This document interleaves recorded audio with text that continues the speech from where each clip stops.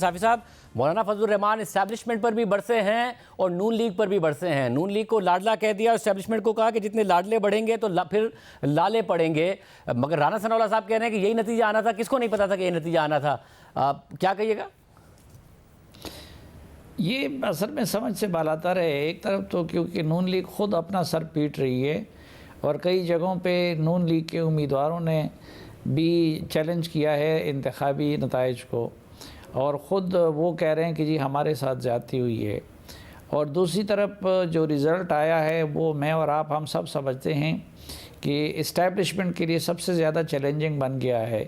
تو میں یہ سمجھنے سے قاصر ہوں کہ اسٹیبلشمنٹ کیوں کر مولانا فضل الرحمان صاحب کو ہرواتی اور پی ٹی آئی کو جتواتی، کیونکہ اکثر سیٹیں جو مولانا صاحب کے حصے میں عموماً آتی تھی وہ اس مرتبہ کسی اور کے حصے میں نہیں بلکہ پی ٹی آئی کے حصے میں چلی گئی ہے. اس میں کوئی شک نہیں کہ الیکشن میں کچھ بے ضابطگیاں بھی ہوئی ہے، الیکشن کمیشن کی پرفارمنس بھی قابل رشک نہیں رہی، اور انتخابات میں اس طرح کی چیزیں ہوتی ہیں. مثلا آج ہی انڈونیشیا میں صدارتی انتخابات ہوئے ہیں اور ان کے وزیر دفاع جیتے ہیں، تو باقی ہارنے والی دونوں پارٹیوں نے انتخابی نتائج کو مسترد کر دیا ہے اور دھاندلی کا الزام لگایا ہے. تو کچھ نہ کچھ ضرور ہوا ہوگا، لیکن اس کا اصل فورم پھر الیکشن ٹریبیونل اور وہ جگہ ہیں. دوسرا یہ بھی ایک انٹرسٹنگ پہلو ہے کہ بلوچستان میں جن حلقوں کے نتائج کے خلاف احتجاج ہو رہا ہے اس میں ایسے بھی ہیں کہ جدھر مولانا فضل الرحمان صاحب کے امیدوار جیتے ہیں اور ان کے خلاف ہارنے والے احتجاج کر رہے ہیں.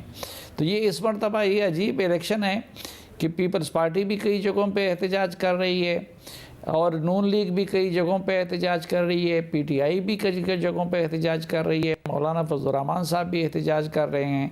تو یہ ہم سمجھنے سے قاصر ہیں کہ اگر کسی نے کوئی رول پلے کرنا تھا تو یہ کس کے حق میں تھا اور کس کے خلاف تھا. مطلب پی ٹی آئی صرف ظاہر احتجاج نہیں کر رہی ہے، مگر وہ ساتھ میں یہ کہہ رہی ہے کہ ہم حکومت بنائیں گے. اب وقت بڑا کم رہ گیا ہے، پیپلز پارٹی نون لیگ کے ساتھ جا نہیں رہی ہے، مگر نون لیگ پھر بھی کہہ رہی ہے ہم حکومت بنائیں گے، اور تحریک انصاف کہہ رہی ہے کہ ہمارے فارم 45 ہمارے پاس ہیں، جب تک ٹائم ہوگا، بلکہ 48 گھنٹے کہہ دیا تھا عمر ایوب صاحب نے، ہمارے سادہ اکثریت ہے، ہمیں کسی کی ضرورت نہیں ہے. آپ کو لگ رہا ہے واقعی ایک ایسا راستہ نکلے گا جس میں تحریک انصاف حکومت بنا رہی ہو؟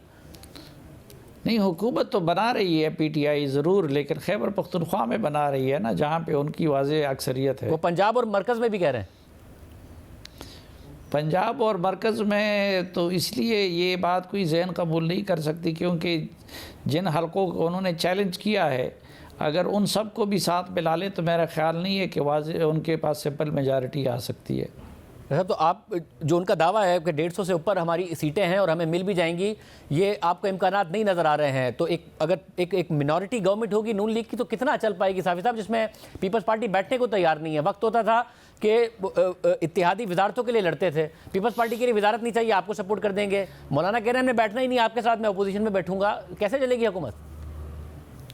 دیکھیے، ساتھ مولانا صاحب نے جب اتنی سخت گفتگو کی، لیکن مولانا صاحب ذہین آدمی ہیں، انہوں نے ساتھ یہ بھی کہہ دیا کہ ہم تحفظات کے ساتھ اسمبلی میں بیٹھیں گے. پی ٹی آئی یہ سب کچھ کہہ رہی ہے لیکن اس کے باوجود بھی پی ٹی آئی اسمبلیوں میں بیٹھ رہی ہے اور اس کے لیے بڑے پاپڑ بھی ان کو بیلنے پڑ رہے ہیں، کبھی ایک کے ساتھ اتحاد کبھی دوسرے کے ساتھ اتحاد کی. اسی طرح تحفظات کے باوجود پیپلز پارٹی بھی بیٹھ رہی ہے اور نون لیگ کے ساتھ ہی بیٹھ رہی ہے، اور یہی معاملہ مسلم لیگ نون کا بھی ہے.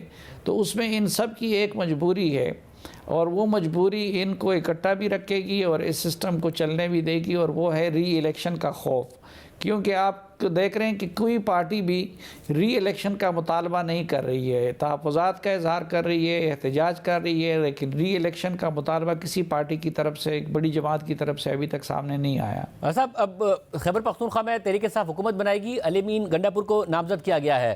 تحریک انصاف کی اسسمنٹ یہ ہے کہ جو مینڈیٹ آیا ہے، پہلے ہم بات کرنا چاہتے تھے مگر اب اداروں پر بہت زیادہ پریشر ہے.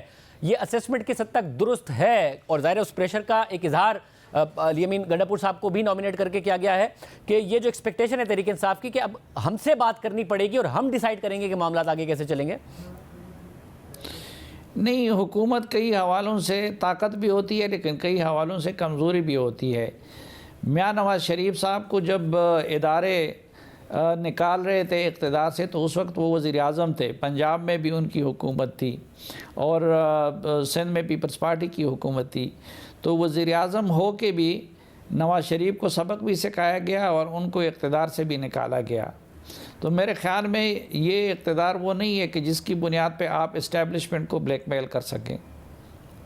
یعنی کہ یہاں سے پھر معاملات مزید بگڑیں گے تحریک انصاف کے، یا معاملات کم از کم مینڈیٹ ملا ہے تو مینڈیٹ ملنے کی وجہ سے سدھریں گے، معاملات بہتری کی طرف جائیں گے؟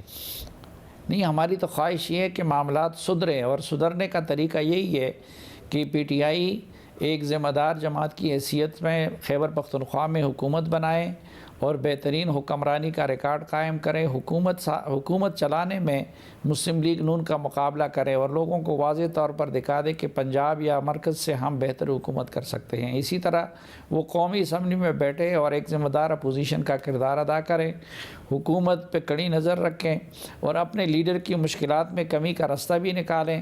وہ جو اگر لیڈرشپ کی مشکلات ہے یا بعض پارٹی ورکرز کی مشکلات ہیں، اس کو آپ گھیراؤ جلاؤ سے کم نہیں کر سکتے، بلکہ اس کے لیے پارلیمنٹ کے اندر بیٹھ کے ذمہ دار اپوزیشن کا ثبوت دینا ہوگا یا خیبر پختونخوا میں ذمہ دار حکومت کا ثبوت دینا ہوگا۔